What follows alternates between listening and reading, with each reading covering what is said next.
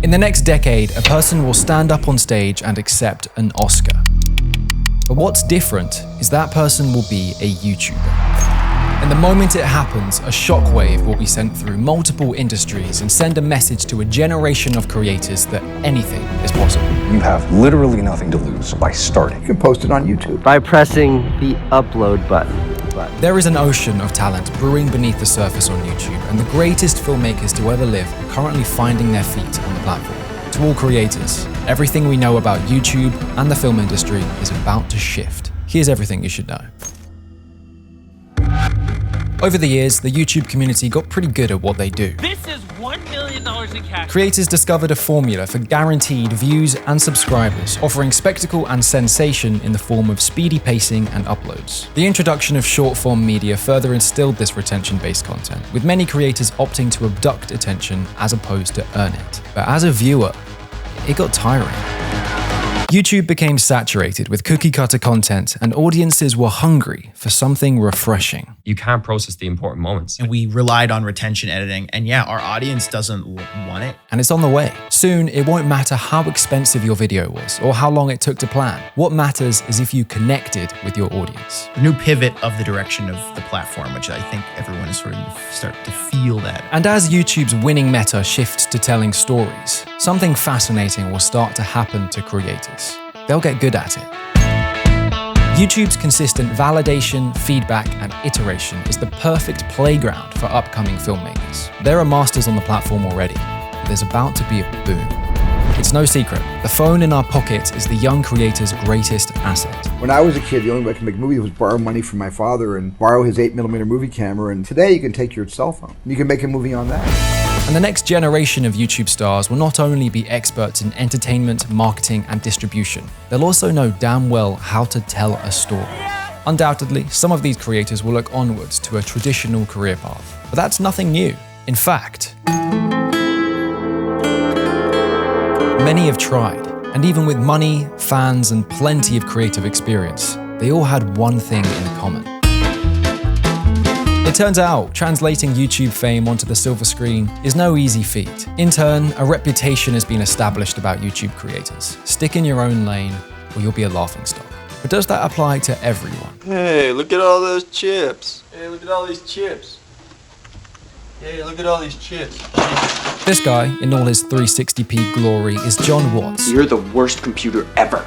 Don't say that. Director of these 3 movies I'm sure you've heard of. And before the Marvel mega projects, YouTube was John's main creative outlet, posting frequent skits and short films. Yeah. His journey is inspiring, but he's not alone.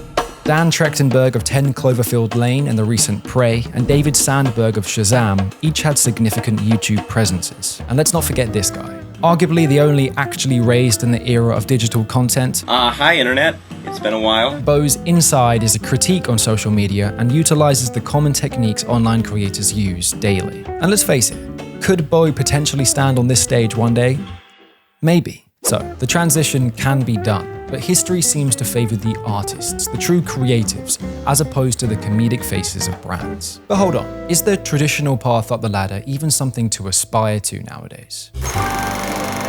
100 years ago, the film industry was pretty different. Less vertical structure meant cast and crew had more autonomy to make important choices, something that the emerging production companies were eager to extinguish. It's my privilege this time to present to you Mr. Louis B. Mayer. In 1927, Louis B. Mayer, co-founder of MGM, set about a way of seizing control of every facet of the industry.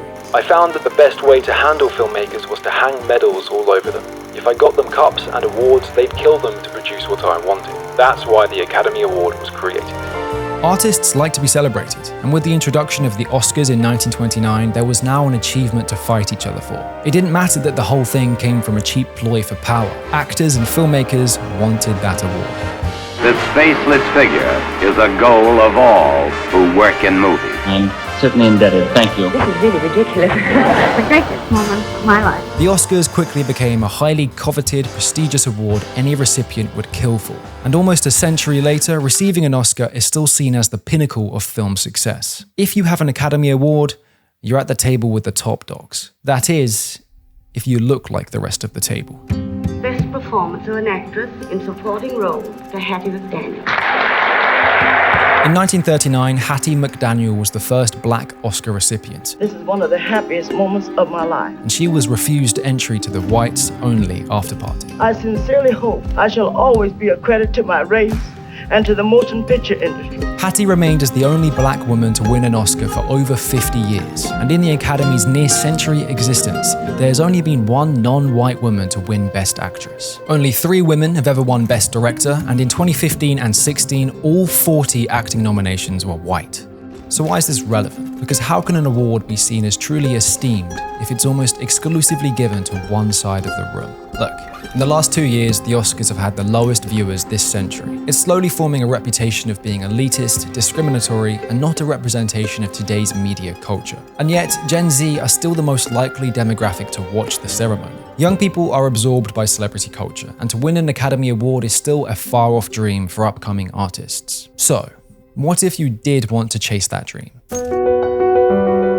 The current route to even be considered for Best Short Film Award at the Oscars is one of 3 ways. The first, have your film exhibited for paid admission in a qualifying US theatre for 7 days. Second, win a qualifying award at a competitive short film festival. Or win gold, silver, or bronze at the Student Academy Awards. Now I get why this is the process. The Academy only care for the best, and festivals and competitions are a great way of filtering out the average. But the problem lies in whether or not this is up to date. Currently, you need film school, connections, or cash to even be considered in the big boy sphere. But that's excluding an enormous chunk of uber-talented filmmakers who are just more keen on sharing their work online. So, let's say you are a YouTuber and you make this decision. You plan, fund, shoot, and edit your film, have it screened, run the festivals, win qualification, and wow, you're nominated for an Oscar.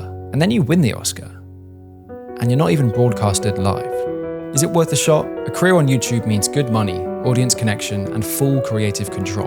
But no matter the quality you produce, you'll always be a YouTuber. Something I'm sure John Watts or David Sandberg never wanted. But today, kids would rather be a YouTuber than an astronaut. The film industry runs on credibility, and the definition is shifting. I mean, you can't ignore it. Hi, I'm Tommy Innit. In 2019, there were 176 million cinema tickets sold in the UK. For reference, this year, 18-year-old Tommy Innit gathered 345 million views on his Minecraft videos. In the US and Canada, 1.23 billion cinema tickets were sold in 2019. In the past 12 months, the Sidemen have gained 1.27 billion YouTube views. I know we're comparing totally different things, but these figures are nothing to be scoffed at. Digital creators are attaining mind-blowing numbers, but the craziest part is they can do it every week. Quick turnarounds like that mean creators are developing faster than ever before. Practice and feedback is everything, and that's one thing this generation of filmmakers will have in abundance. Anytime you want, you just step outside and a story just smacks you in the face. The Oscars exist as a way of celebrating the craft of filmmaking, but I still don't think they should add a new category for an online creator. Yet. Maybe one day we'll see a digital video or an online short award. But for now, the Streamies act as a great way of celebrating everything that happens over here. But there's no 2 ways about it, and I feel strongly about this. YouTubers are some of the most well-rounded, consistently improving artists in the whole world. And none of them create for an award. You are now at a brilliant time. Young people now have a huge advantage. You younger ones, you make a new art. Take what's available. Push it. Anyone can make a movie. Go get a camera, have an idea, and shoot it. You put your hand on a rock, you say, I'm a filmmaker. Just do it. Don't pay attention to the industry. Do your own thing. I wish I was starting now. Becoming a filmmaker is hard, but it's never been easier to start. Kids are creating showreels. Smartphones are cinema cameras. Masterpieces are posted on TikTok daily. Things are changing, and the resounding response to the status quo is, we don't want it anymore. The world is in your pocket. You no longer need an invite to the table. There are no excuses to not follow your passion of creating. And the only way you'll ever join in is by hitting upload. The YouTube revolution is coming, and it starts with you.